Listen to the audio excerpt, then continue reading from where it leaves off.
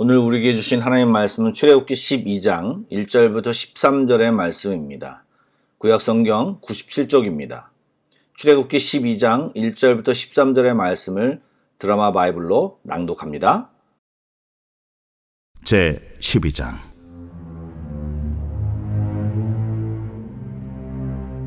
여호와께서 애굽 땅에서 모세와 아론에게 일러 말씀하시되, 이달을 너희에게 달의 시작 곧 해의 첫 달이 되게 하고 너희는 이스라엘 온 회중에게 말하여 이르라. 이달 열흘에 너희 각자가 어린 양을 취할지니 각 가족대로 그 식구를 위하여 어린 양을 취하되, 그 어린 양에 대하여 식구가 너무 적으면 그 집의 이웃과 함께 사람 수를 따라서 하나를 취하며 각 사람이 먹을 수 있는 분량에 따라서 너희 어린 양을 계산할 것이며, 너희 어린 양은 흠없고 1년 된 수컷으로 하되 양이나 염소 중에서 취하고 이달 19날까지 간직하였다가 해질 때에 이스라엘 회중이 그 양을 잡고 그 피를 양을 먹을 집 좌우 문설주와 인방에 바르고 그 밤에 그 고기를 불에 구워 무교병과 쓴 나물과 아울러 먹되 날것으로나 물에 삶아서 먹지 말고 머리와 다리와 내장을 다 불에 구워 먹고 아침까지 남겨두지 말며 아침까지 남은 것은 곧 불사르라. 너희는 그것을 이렇게 먹을지니 허리에 띠를 띠고 발에 신을 신고 손에 지팡이를 잡고 급히 먹으라. 이것이 여호와의 유월절이니라. 내가 그 밤에 애굽 땅에 두루다니며 사람이나 짐승을 막론하고 애굽 땅에 있는 모든 처음 난 것을 다 치고 애굽의 모든 신을 내가 심판하리라. 나는 여호와라. 내가 애굽 땅을 칠 때에 그 피가 너희가 사는 집에 있어서 너희를 위하여 표적이 될지라. 내가 피를 볼 때 너희를 넘어가리니 재앙이 너희에게 내려 멸하지 아니하리라. 평안히 주무셨습니까? 벌써 토요일입니다. 또 가정의 달 5월의 첫날입니다. 오늘도 우리를 인도하시며 함께 하신 주님으로 인해 행복한 하루가 되시기를 축복합니다. 아멘. 하나님께서는 이스라엘 역사에서 이 출애굽을 기념하기 위해 출애굽하는 달을 한 해의 첫 달, 즉 종교력으로 1월로 지키라고 명령하셨습니다. 이것은 예수 그리스도의 탄생을 기준으로 기원전과 기원으로 나누듯이 이스라엘의 출애굽은 새로운 구속 역사의 분기점이 됨을 의미합니다. 다시 말해서 이스라엘 백성이 출애굽하는 사건은 단순히 거주지를 옮기는 정도의 의미가 아니라 애굽에서의 노예 생활을 청산하고 하나님의 거룩한 백성이 되는 새로운 출발점임을 보여주는 것입니다. 이렇게 새로운 원력의 체계는 하나님의 구속 역사를 실제적으로 체험하는 이스라엘 백성에게만 의미가 있습니다. 이와 마찬가지로 구원의 체험을 가진 성도는 이 세상 사람들이 전혀 경험하지 못하며 그 의미조차 알지 못하는 구속의 역사의 신비를 알고 있는 것입니다. 또 이 유월절의 의미는 예수님의 구원 사역과 연결하여 여러 가지 중요한 의미가 담겨져 있기에 주의 깊게 살펴볼 필요가 있습니다. 이후 본문에도 계속 나오겠지만 앞에서도 또 살짝 얘기했지만 예수 그리스도를 믿고 거듭나는 것은 애굽에서 종되었던 이스라엘 백성이 출애굽을 하면서 하나님의 백성이 된다라는 의미이고, 이제 죄의 노예의 생활을 청산하고 하나님의 백성으로 거룩한 삶을 살아가야 하는 것입니다. 또 지금 이 유월절 그리고 마지막 재앙과 연결하여 잡아야 하는 어린 양은 예수님을 상징하는 것으로 세례 요한이 하나님의 어린 양이라고 표현하고 요한계시록에서 죽임당한 어린 양으로 묘사하는 것 역시 바로 이 유월절 어린 양의 규례와 관련이 되어 있는 것입니다. 즉 이스라엘 백성이 하나님의 말씀에 따라 어린 양을 죽임과 더불어 그 피를 문설주와 인방에 바르고 유월절 예식에 맞게 어린 양을 먹는 사람들에게 죽음의 심판이 넘어가고 하나님의 은혜를 체험하듯이 오늘날 믿음으로 예수 그리스도를 믿는 자들에게 보혈의 피로 죄 씻김을 받고 죽음에서 생명으로 또 영생으로 옮겨지는 역사를 체험하게 되는 것을 의미하고 있는 것입니다. 지금 이 부분은 구약에서 예수님의 구원을 예고편처럼 보여주는 것입니다. 그렇습니다. 이 하나님의 말씀에 순종하여 어린 양을 잡고 문설주와 임방에 바른 피가 죽음의 천사에게 표시가 되어서 그 집을 넘어가는 것입니다. 이것이 이방 종교에서 행하는 주술적인 것으로 생각하면 곤란합니다. 이것은 성경 전체를 통해서 일관되게 나타나는 하나님의 언약입니다. 아벨의 피의 제사로부터 노아가 홍수 후에 드린 제사도 새를 죽여서 드리는 피의 제사가 있었습니다. 심지어는 아담과 하와가 범죄했을 때도 가죽옷을 입혔다고 한 것은 어떤 짐승이 죽고 피를 흘렸음을 상징하는 것입니다. 즉 피는 생명을 상징하는 것이고 피 흘림이 없이는 죄사함이 없기에 피로 인한 대속, 구원의 역사가 있음을 상징하는 것입니다. 예수님의 보혈의 피도 마찬가지인 것입니다.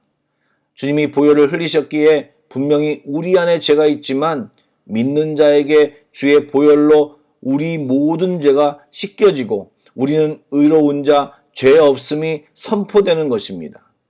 사탄이 정죄해도 누가 뭐래도 예수님의 보혈이 덮음으로 우리는 죄 없음이 선포되고 인정되었습니다. 이 유월절의 상황이 바로 구약과 신약이 흐르는 맥락이고 하나님의 계획인 것입니다. 구원의 문제는 시급한 일입니다. 미룰 일이 아닙니다. 고기를 삶고 떡을 발효시킬 시간적 여유가 없을 정도로 촉박한 일입니다. 만약 이스라엘 백성이 이 명령을 중요하게 생각하지 않고 어린 양을 잡았을 때 삶고 있거나 떡을 발효한다고 시간을 지체했다면 그 밤에 애굽에 임한 재앙으로 인해 서둘러 이스라엘 백성을 내보내려고 했던 바로의 마음이 또 변했을지 모릅니다. 또한 이스라엘 백성 역시 비록 노예였지만 안전과 생계가 보장되는 애굽을 떠나 전혀 모르는 땅 가나안을 향해 가야 한다는 사실은 시간이 지체되면 그들의 마음이 망설여졌을지도 모르는 것입니다. 이것은 우리도 마찬가지입니다. 거듭남을 촉구하는 복음의 메시지나 회개를 요구하는 선포를 들었을 때 지체하지 않고 즉각 응답해야 하는 것입니다. 자꾸 미루면 이전에 살던 방식과 익숙함이 우리를 잡게 되고 결국은 하나님의 말씀에 순종하지 못하게 되는 것입니다. 하나님의 지금 요구처럼 복음을 듣는 그날 그 순간에 즉각적인 결단과 순종이 결국 우리의 삶을 변화시킬 수 있는 것입니다. 그런데 이것은 우리의 신앙 삶 전체에 적용될 수 있습니다. 말씀을 듣고 부딪히고 도전되면 바로 순종해야 온전한 순종이 됩니다. 내일부터 다음 주부터 미루면 쉽지 않습니다. 오늘 이 시간 이 순간부터 시작하는 것이 중요합니다. 하나님 앞에서는 즉각 반응이 진짜이고 진짜가 되는 것입니다. 무교병과 쓴나물에 대한 부분도 이런 의미가 있습니다. 무교병은 누룩을 넣지 않은 떡입니다. 물론 이것은 발효되는 시간을 제함으로 빨리 준비할 수 있는 양식입니다. 그렇기 때문에 급히 서두르라는 의미가 있는 것과 동시에 누룩은 성경 전체에서 죄와 연결되어 표현되는 경우가 많았습니다.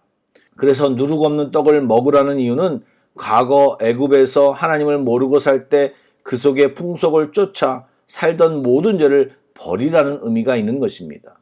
또한 쓴나물을 먹는다는 것은 쓴맛을 느끼며 애굽에서 쓰라린 삶을 기억하라는 의미입니다.